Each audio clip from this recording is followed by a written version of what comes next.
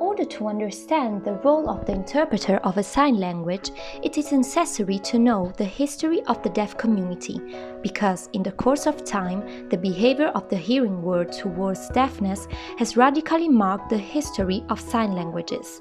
In other words, those languages born within a linguistic community which arose thanks to the positive or negative contributions of doctors, scholars, and philosophers of languages, religious figures, educators, and courtiers.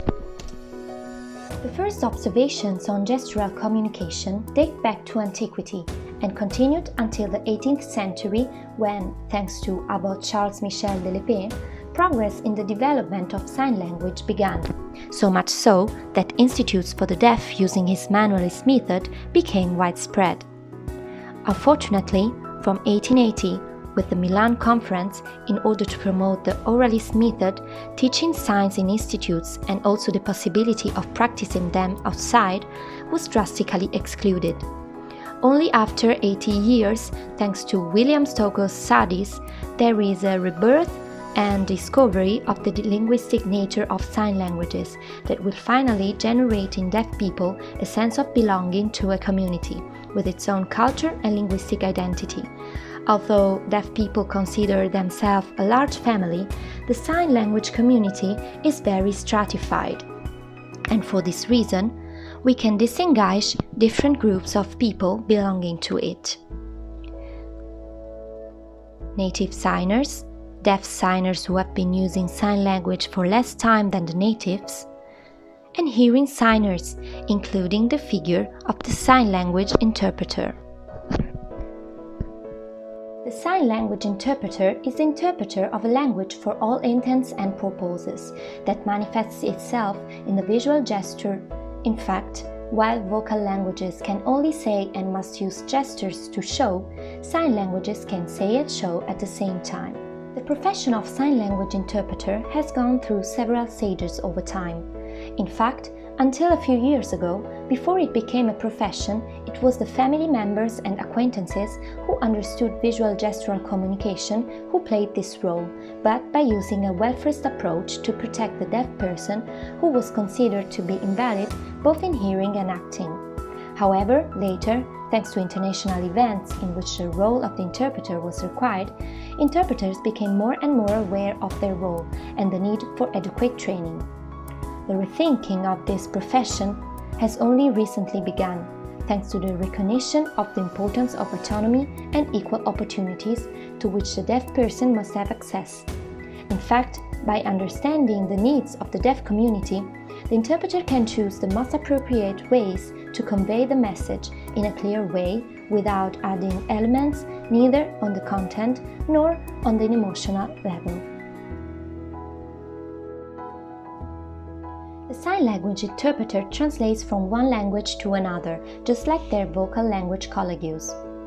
They have the same prerequisites as them and can work simultaneously, consecutively, and with chuchotage.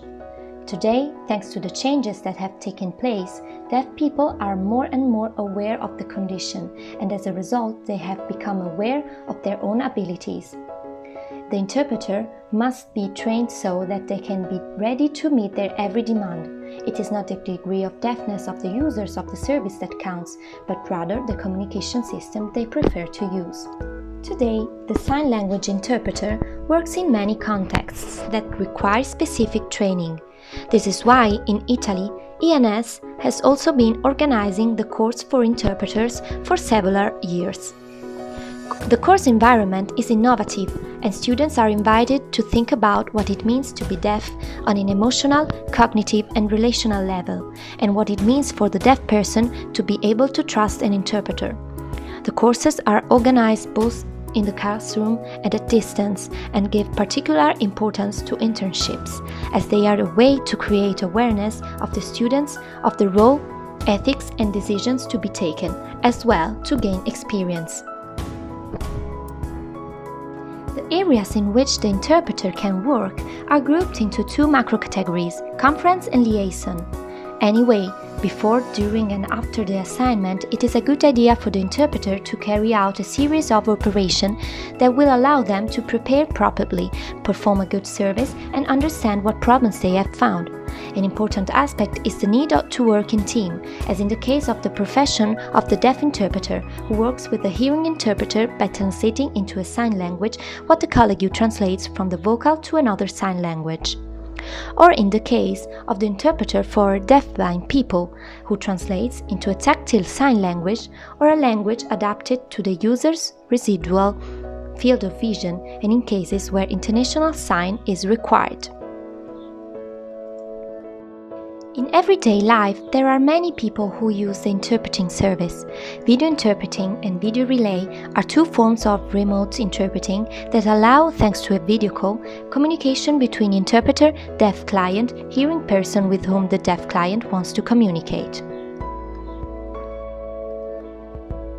Another form of interpreting is interpreting in television, which poses many challenges with regard to linguistic aspects, especially in the choice of the register and the solutions to be taken in case of lexical difficulties, but also with regard to logistical organization.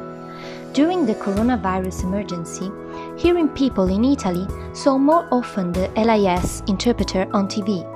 But in reality, deaf people had little, if not missing, access to information.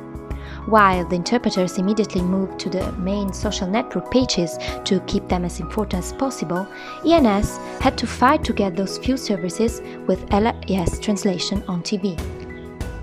As the interpreter Gisella Reale answered to the interview I did her, the main problem is that, as being an invisible deficit, deafness, for those who don't know it, goes in the background.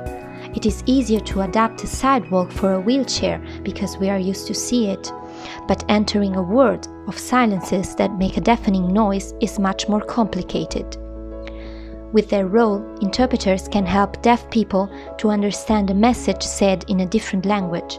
But first of all, it should be countries to understand that deaf people are part of a community and therefore have the right to the recognition of their language.